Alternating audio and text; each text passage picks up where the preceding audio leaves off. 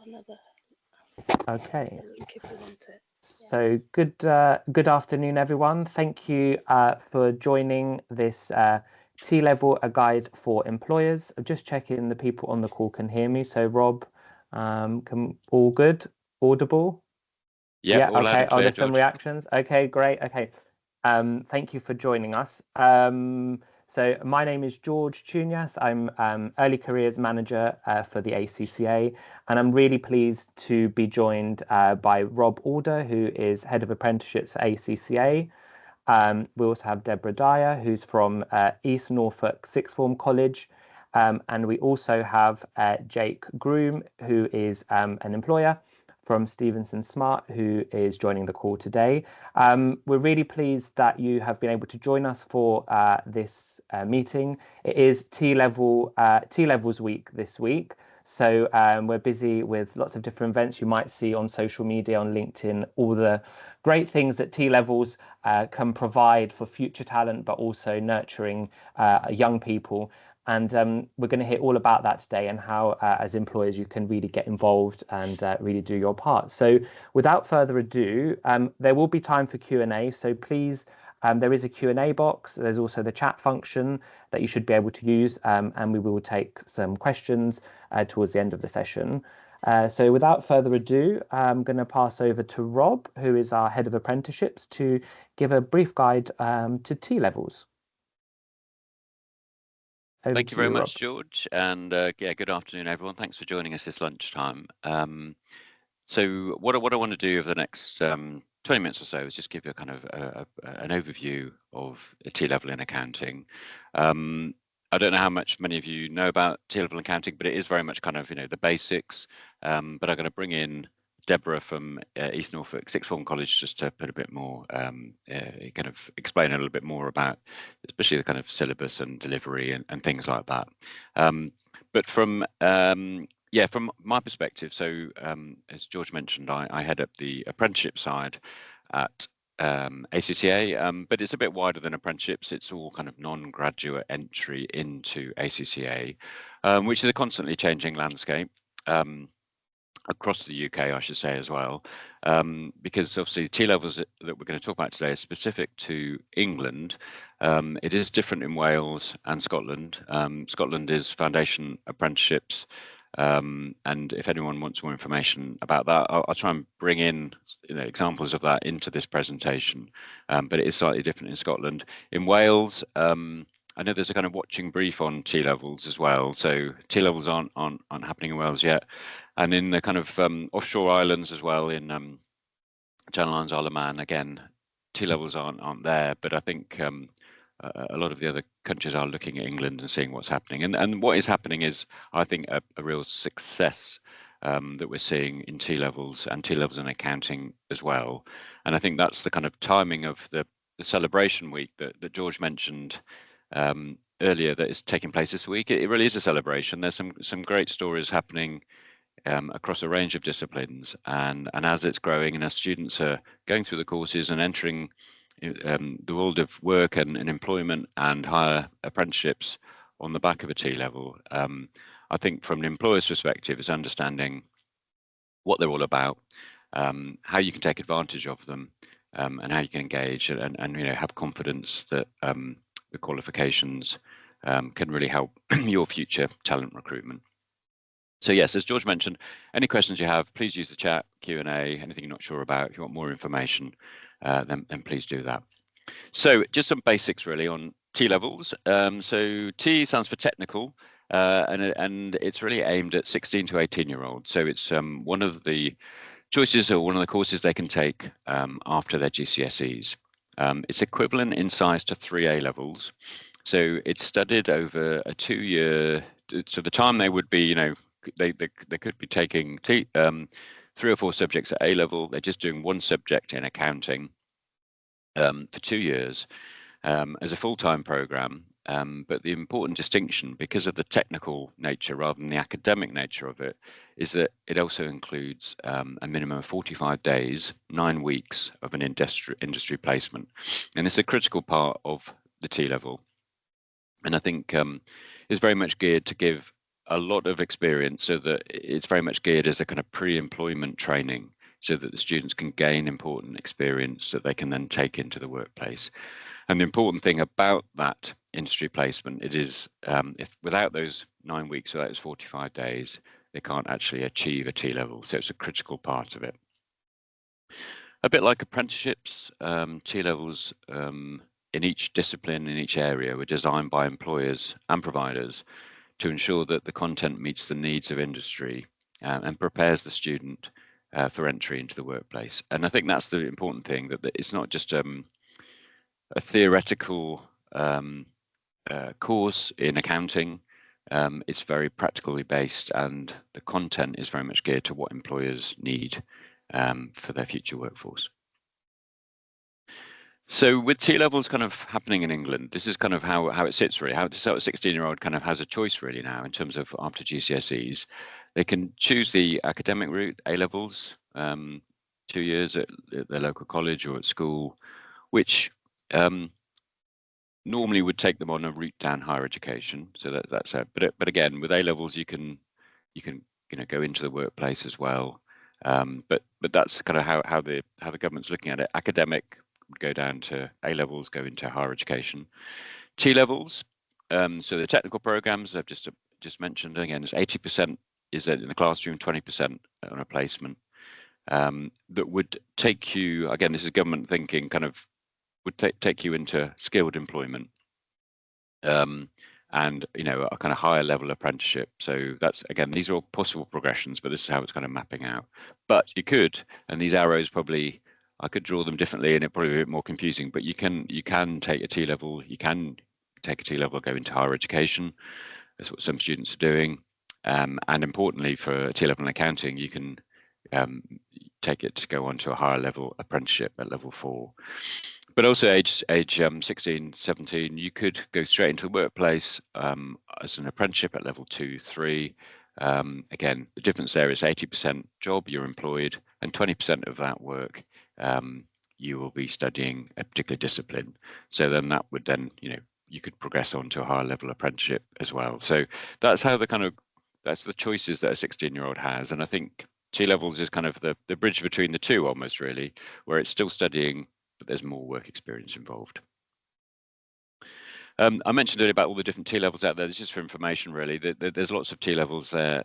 That accounting started in 2022, so it started in September 2022. So the first students graduated last summer, and it's growing very quickly, like all T-levels now. And an increasing number of colleges are running them, and sixth form centres, and the numbers of students in the classes are growing as well. So it's definitely growing from a standing start.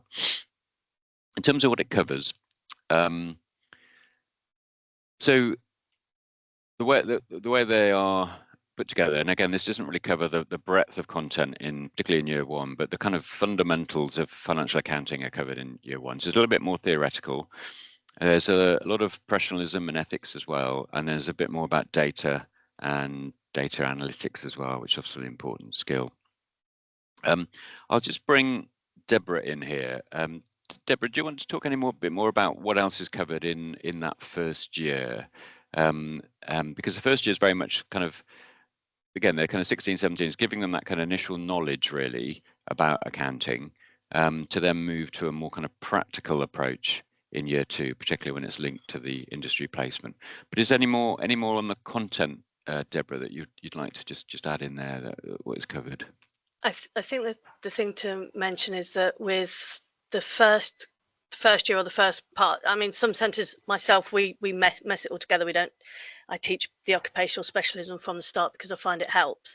But the first year has quite a lot of business content, so they are made aware of the business environment.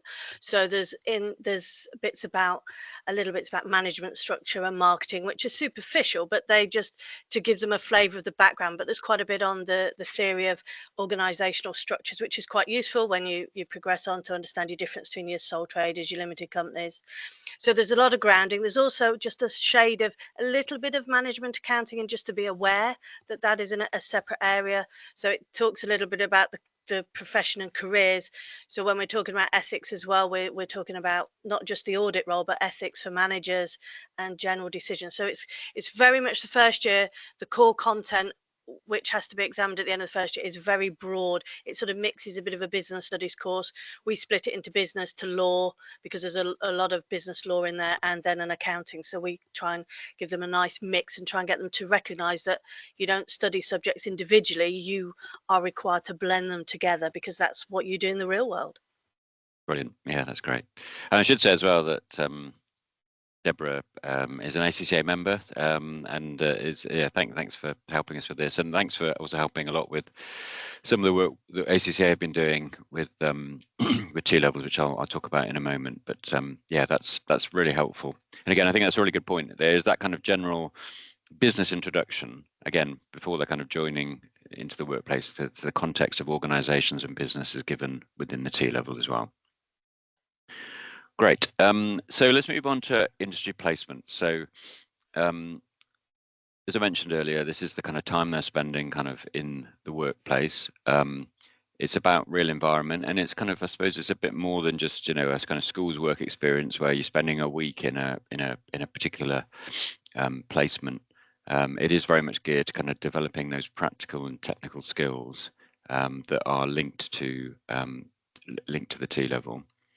It is 45 working days, which I think for some employers, you know, that appears to be quite a big commitment. You know, understandably, when people are busy, and also kind of people are, you know, working in different ways nowadays. But I suppose one thing to notice is that, you know, in some cases, you know, a student can choose 2 different employers. So if you were interested and maybe couldn't commit to 9 weeks, you could commit to a certain amount and talk to your college about that.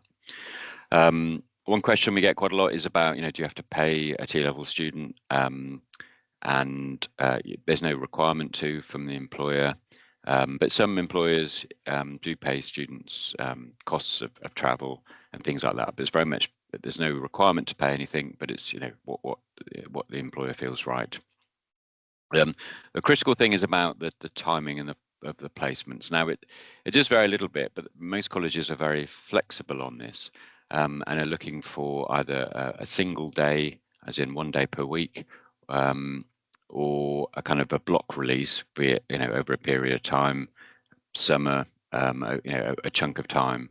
But again, most of the colleges that I've been speaking to are very keen to work with employers on industry placements, and are therefore very flexible around when and how.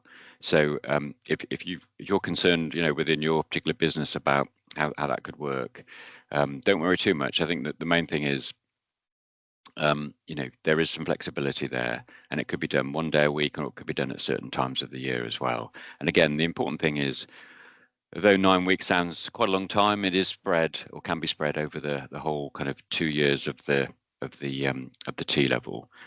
So yeah, there is some flexibility there.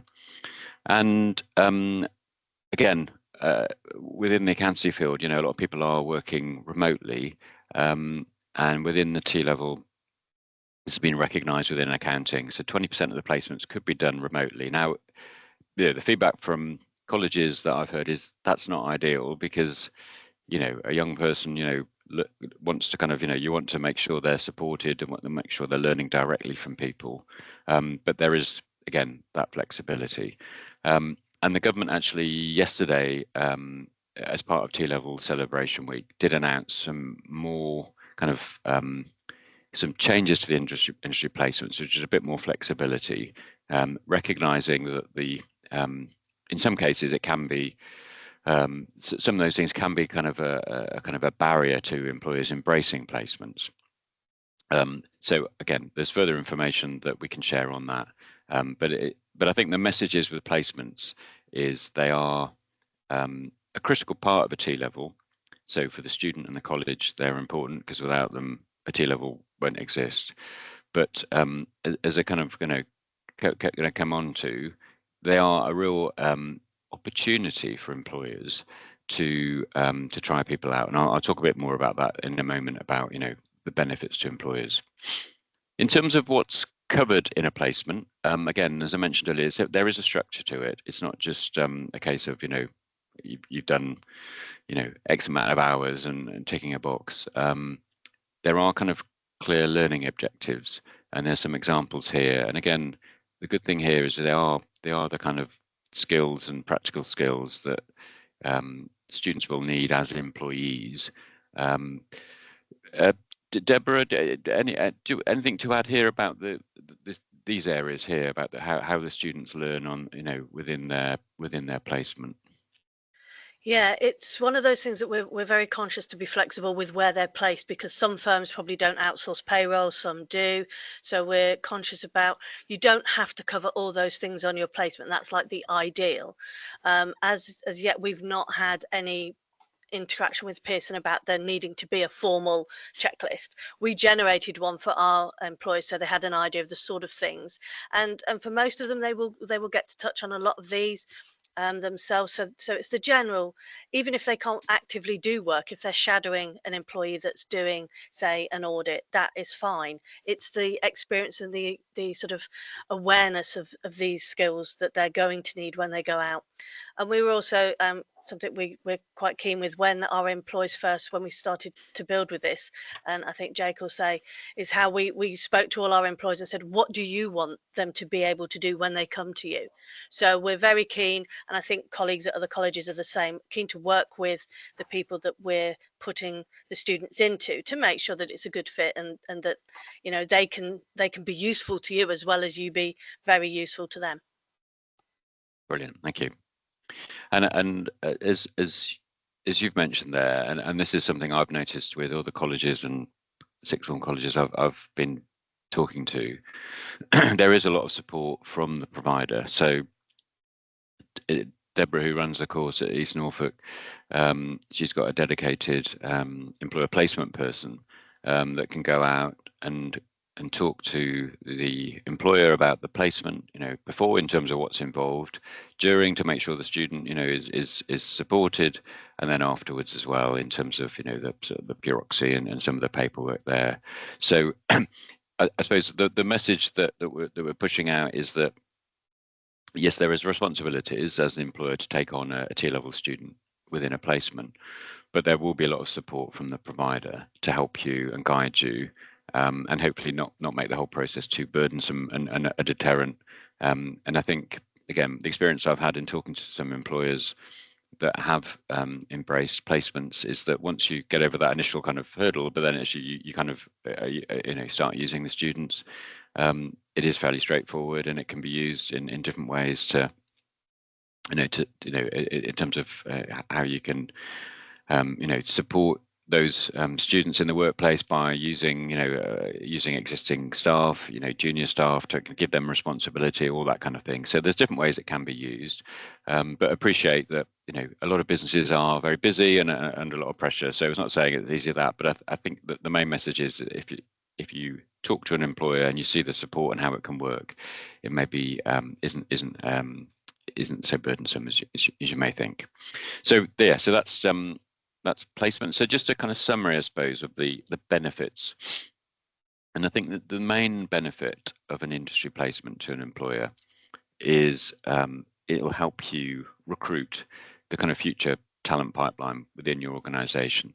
So the feedback we get at ACCA from a lot of firms, a lot of organizations that want to recruit at apprentice school level, is that it can be a challenge to find the right people.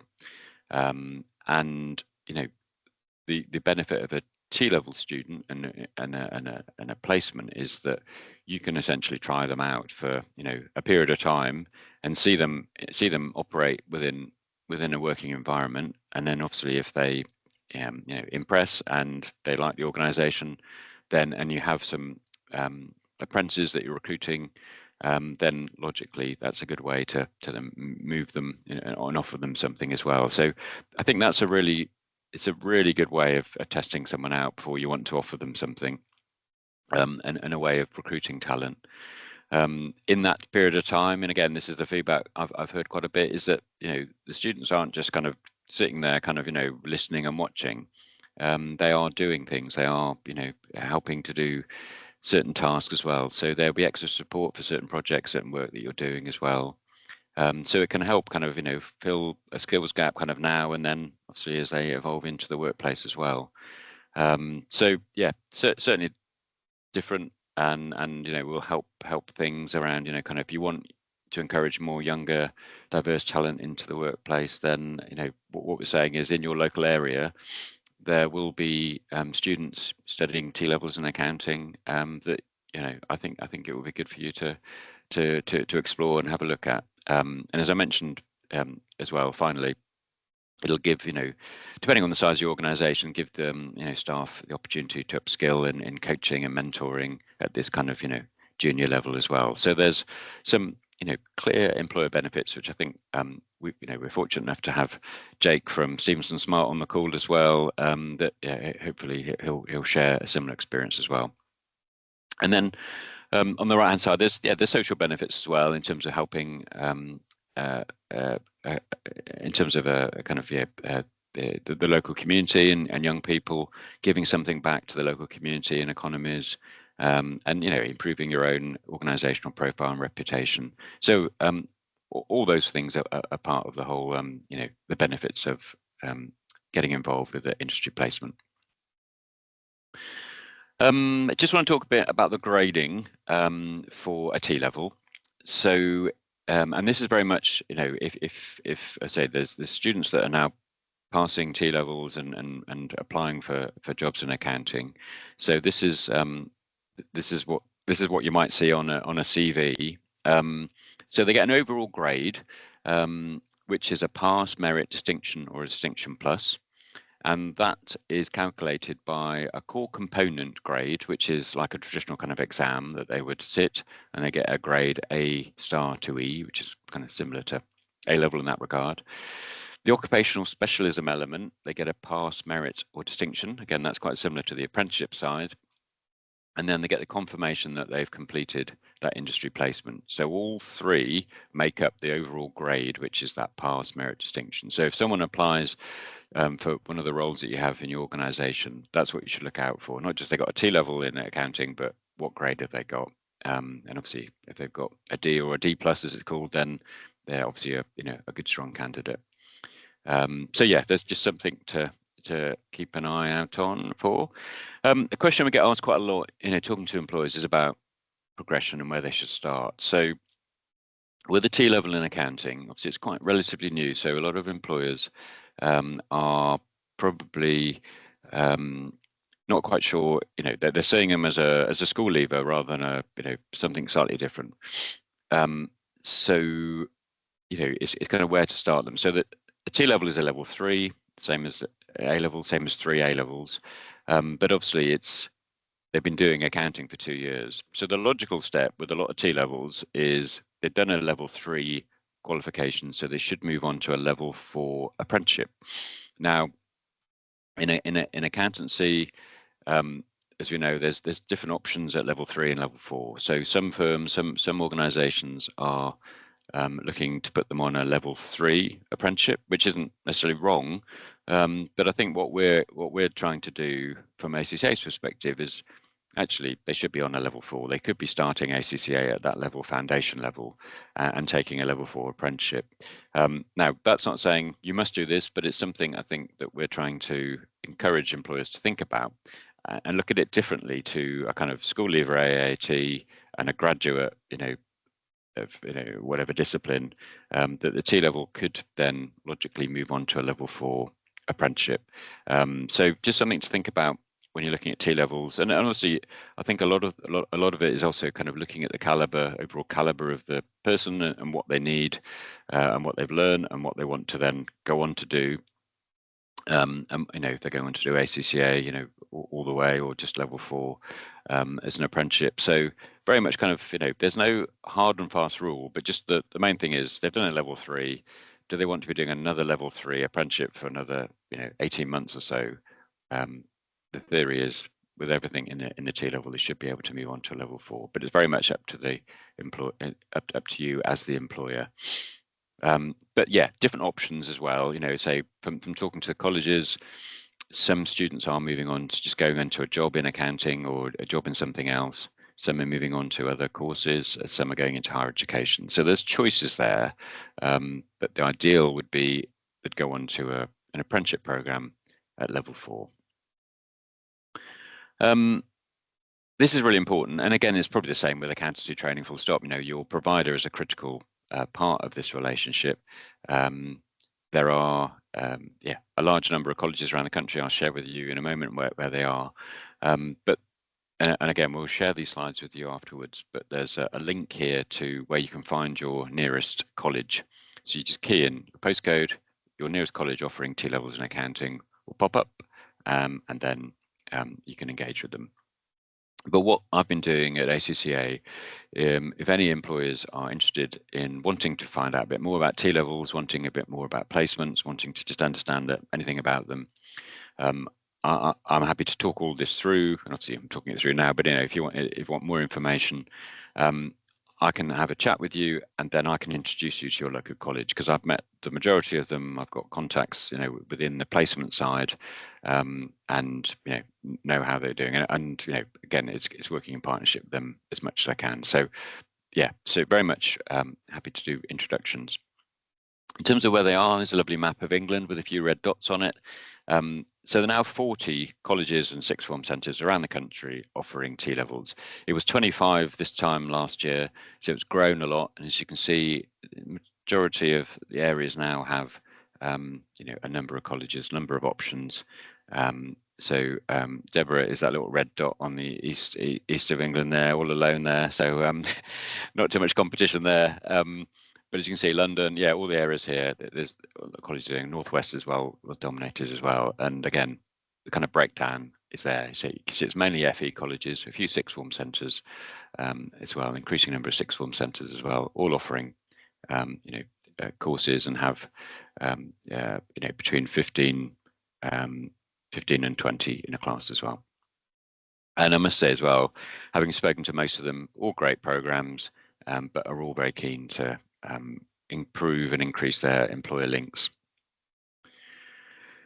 So finally, just to kind of summarize kind of what we're doing as an ACCA. So as Deborah mentioned earlier, Pearson are the awarding body for T-levels, so it's not an ACCA qualification, but we're supporting Pearson, and we supported them when they won the tender for T-levels. So we're the technical partner, but also kind of understanding that there is an opportunity for I suppose for progression into accountancy. That's what we see as a new opportunity. As I mentioned earlier, the first cohort have just graduated. In total now there's about 1,000 T-level students around the country. It's increased by 68% in the last year, so it's growing in terms of classroom size and numbers of colleges. So you will see more students, or there is a pool of talent there waiting to be accessed and harnessed. And what I've noticed talking to colleges and some employers as well who've engaged with it is that they are a motivated and committed bunch of students. So these are students age 16 who have making the decision they want to pursue a career in accountancy. So they're the ones that you really you should be engaging with as well. And there's very good completion rates and pass rates as well that have come through the T-level. Deborah, just on that point around the students, obviously you're talking to them kind of each day. Do you want to talk a bit more about their kind of motivation and how committed they are? Now you're probably seeing them each day, so maybe they're not not motivated every day, but just in terms of the kind of caliber that you're seeing coming through and how you describe them. I think we set out when we enrolled them, we point out that this is a big commitment from them. It's their entire timetable. They are focused on it. We take them out on when there's open events at local firms, we take them out to that. So they're committing time outside of college as well with us. So we are very conscious to try and motivate them and make sure we recruit the right students. Having said that, we also find that the placement is a good thing for telling students that actually maybe accounting isn't quite what they wanted to do. So then you're not wasting an employer's time later on to pay them through training. You're getting this, we always call it our try before you buy idea. You get to see a student, a candidate in the real workplace and see whether they fit you, and they learn whether they fit this. So we found that's quite useful. Some do stay, though they choose not to go into accounting. They go into similar disciplines. From our first cohort, we've got one gone into the insurance sector instead, but his accounting skills, his T-level skills, secured him employment because he was still a very useful candidate, because he'd got different skill set, and he'd had, what's crucial is that workplace, it sets them apart, it makes them mature so much quicker. When they go out at the end of the summer to the firms, they're wet behind the ears and studenty, and when they come back to us after the summer and their first period of placement, they're much more switched on, and they get a real buzz, and they know whether this is for them, and then their work levels are so much better because they know what they're going for. Yeah, they can relate to it, can't they? And then we'll see what they're studying in the classroom. They know it's the kind of skills that they will need when they go back in, go into the workplace. Exactly. As well. I haven't just been lying and telling them a load of rubbish. They actually did use it. Yeah. Excellent. Thank you for that. And then just in terms of the employability. So just what ACCA, what we've been doing. So it's very much we've made it our kind of mission to engage with employers as much as we can at a local, national level. So the teams that work with employers are promoting it. Obviously, this webinar is an example of it as well. But we've also been doing targeted emails for the colleges in their area to let them know about the placements and about the opportunity as well. But one thing that we have noticed as well is that there is a bit of a slight gap in management accounting. So we put together a package for the T-level students to take managing costs and finance, which is a unit at a level 3 in our foundation diploma. So they can, with the T-level, which gives them exemptions on financial accounting and this management accounting, they can also walk away with a level 3 diploma in ACCA as well. So that helps with their employability. So and shows to employers, the kind of the breadth of knowledge they have in financial and management accounting. We've also been working with Sage as well to help on the computerized accounting side and the payroll side, both of which are covered in a T level. So Sage has developed some products to help with the delivery at a college level and give them some experience of computerized accounting that, again, they can take that into the workforce. So just some examples of how we are proactively helping the colleges and helping the students get more on their CV as well in terms of things like Sage and ACCA. Just want to finish with a kind of the routes into accountancy, really, which are now kind of growing all the time, just to kind of highlight this, so from an employer perspective where it can fit in. So someone on the A-level route would probably go to university. Now they could take a relevant or non-relevant degree, which may or may not give them exemptions. So if they get exemptions, they wouldn't have to take our foundation level and go straight into the applied skills level of ACCA and then have 2 or 3 years left. With the T level, again, they're doing accounting for 2 years, and then logically they'd go on to the level 4, so that's the foundation level of ACCA, and then again they can progress on to the applied skills level, and then the apprenticeship, again, if they do the level 2, level 3 route, and then progress on to level 4, again, they're at that same level as well. So there's the different routes there, which may or may not give exemptions onto foundation level, our starting point, or not. But all of which, help that kind of draw that kind of diagram in terms of how they can progress from school, college, university onto ACCA. It seems to be changing all the time. It's good. So so that's all I wanted to kind of share with you today. Deborah, was there anything else you wanted to add in terms of because the college perspective, you do a lot of engaging with employers, and I know Stevenson Smart example of one of the employers that you work with, and you recently hosted a employer breakfast event. But do you want to just quickly touch upon how you as a college kind of do work with employers? That would be really helpful.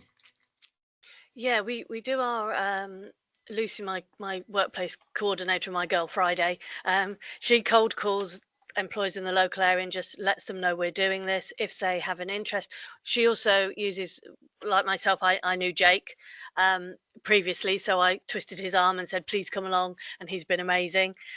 So we've got local connections. Equally as well, if the students have a family member who's got a connection with a local firm, we'll use that, and we approach the firms. We say, look, this is what we're doing. Are you interested? Even firms that can't do placements, we ask them to do workshops, just come and meet the students, just everything to give both the firms a chance to look at the potential candidates they've got coming through, and our students to see what the world is like out there and what the experience is like, and talk to real accountants. Nobody knows what an accountant does until you actually do the job, so it's interesting to break those barriers down.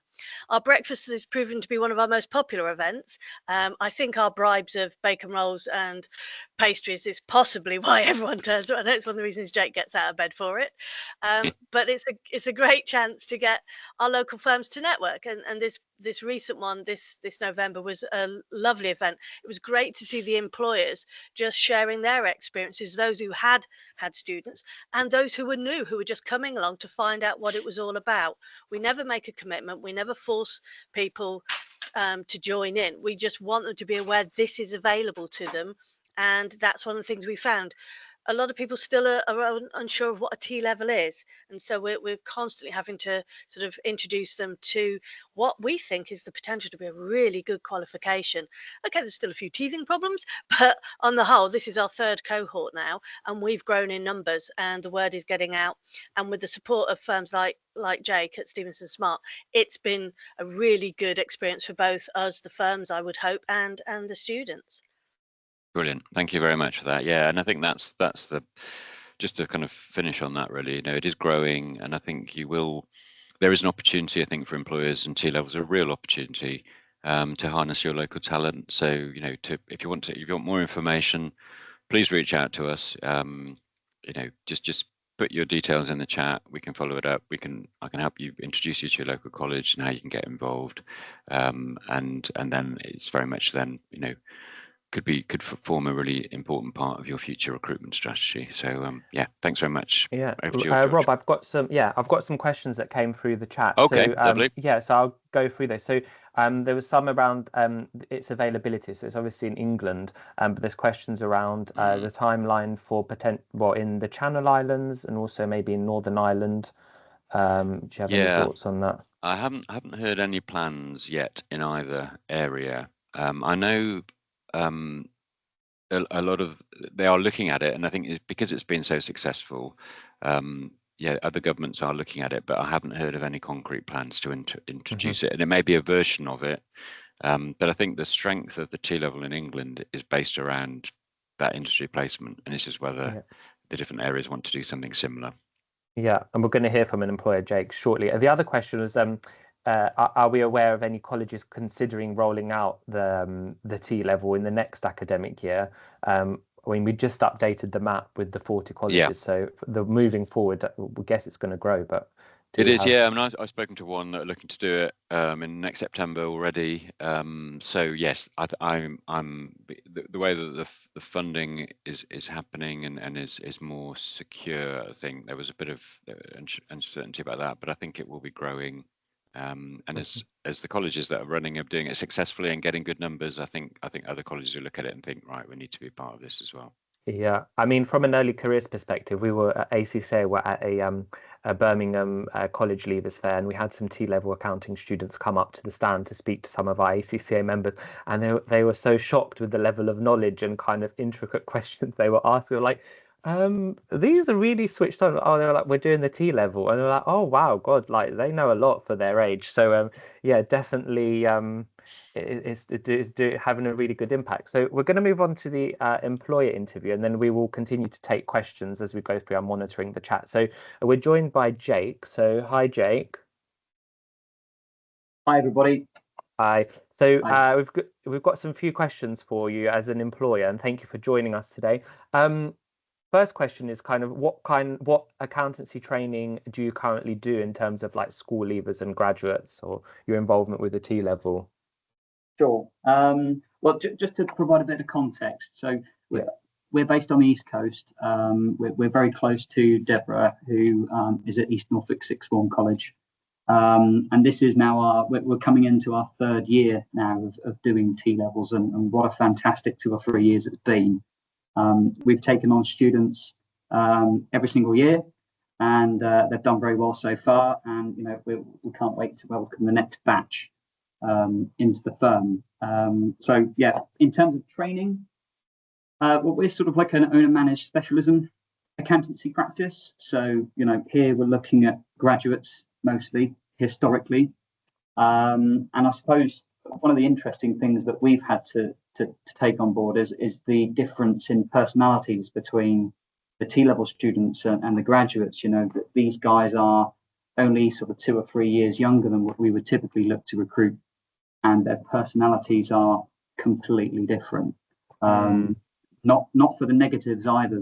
They look at things in a completely different way, better than some of our existing staff would as well. So it's really great to see. We've obviously had to adjust our training plans to cater for the younger students, because they may not necessarily have the life skills that some of these other graduates may have. So that, that's been a little bit of a challenge with it. But I think the most important thing for us is having someone new, fresh in the firm, that's really good at communicating with people.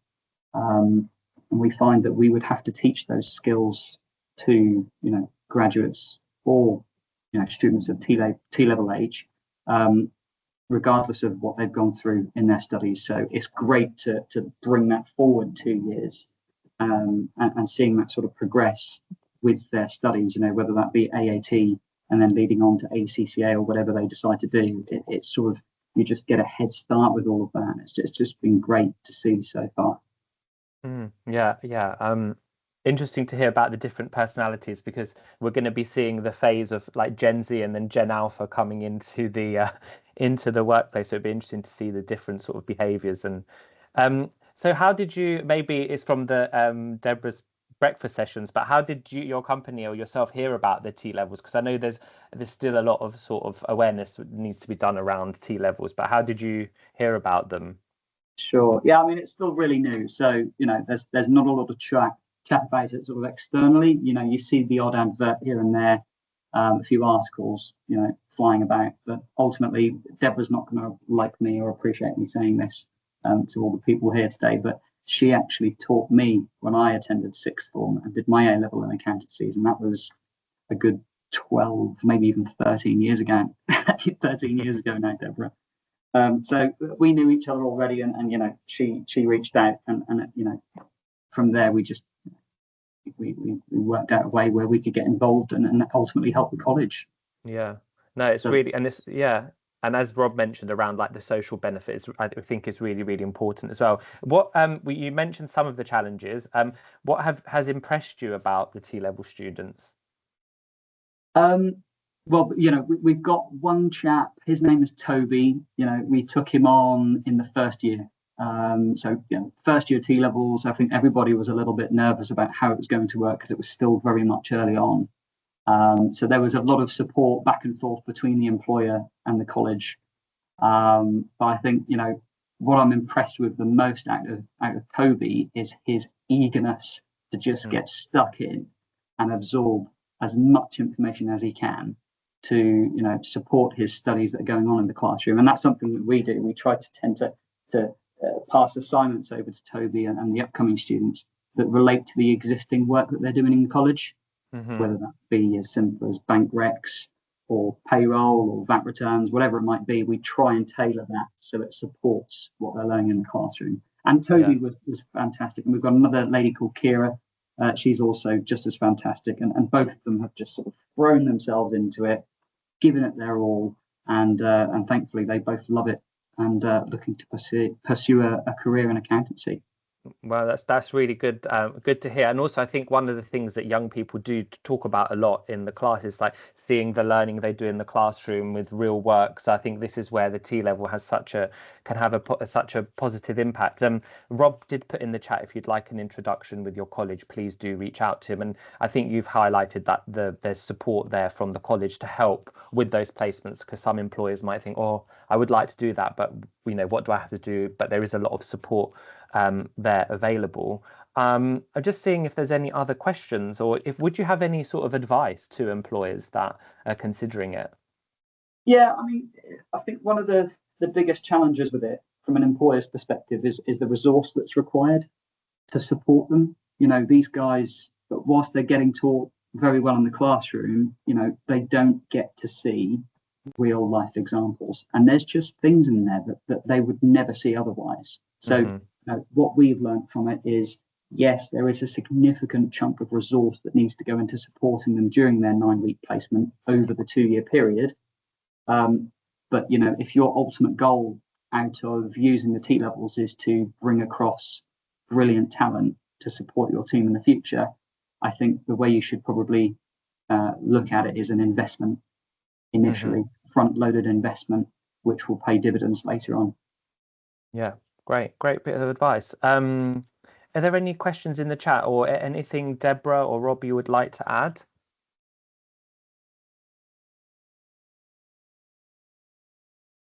Deborah, you go first. Go on.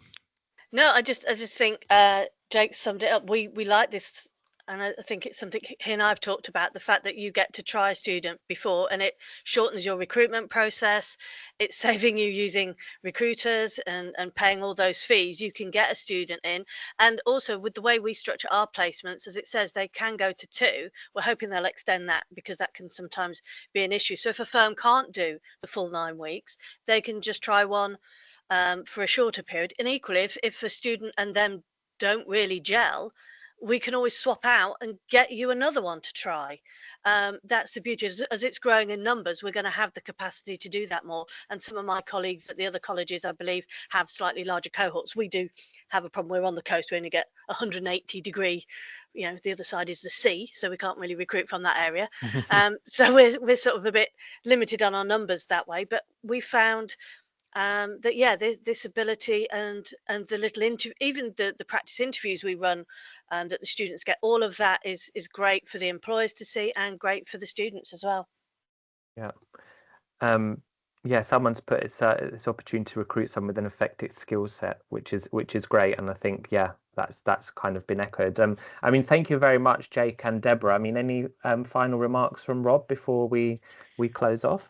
Yeah, just about to say, what I've found talking to a lot of employers is that a number of employers are looking at it and thinking about it. So although we've been kind of pushing get involved with the placements quite strongly this afternoon, you don't have to get involved straight away.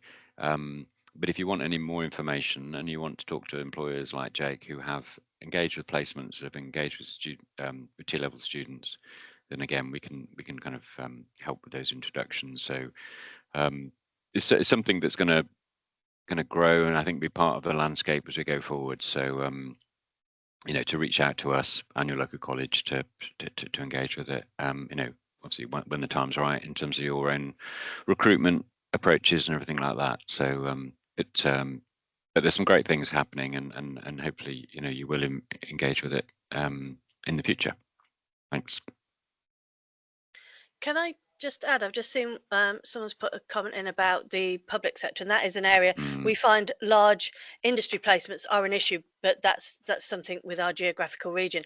But there's always, just because you can't take a placement doesn't mean you can't be involved in offering workshops or coming in to talk about and putting what the accounting function is within your industry, because some of these students will go into industry, not just go into practice. So anything you want to be connected with your colleges, I'm sure the colleges locally to you would love that as a chance of just giving an awareness of the career routes that all students can take.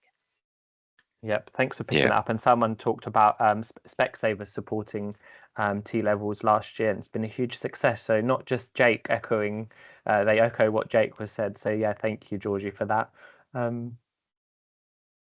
yeah, if there's anything else, I think we'll probably bring it to a close. Okay, someone's asked if Jake had any induction packs that have been used for T-level students. Did you have any induction packs at all that could be shared? They've just taken 2 work experience on our first go and was missing a lot.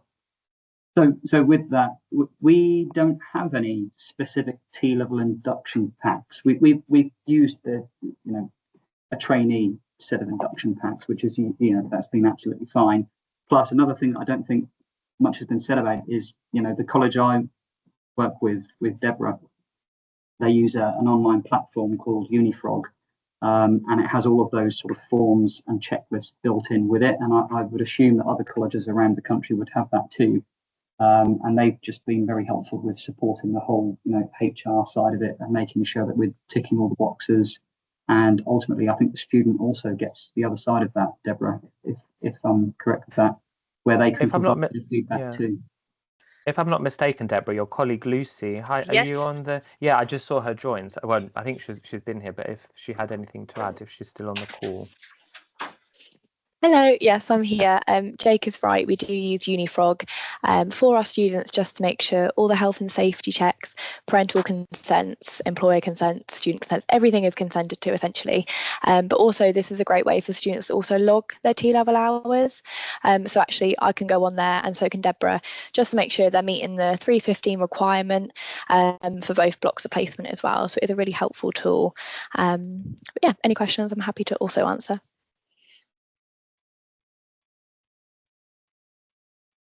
Okay. I think that's it for the questions. Unless anyone comes in, thank you all very much for joining us. And yeah, now that we've said it, maybe you will see on LinkedIn, on social media about T-Level Week if you haven't seen about it already. Thank you all for joining. We will remain on the call just if anyone has any questions. Stop recording now.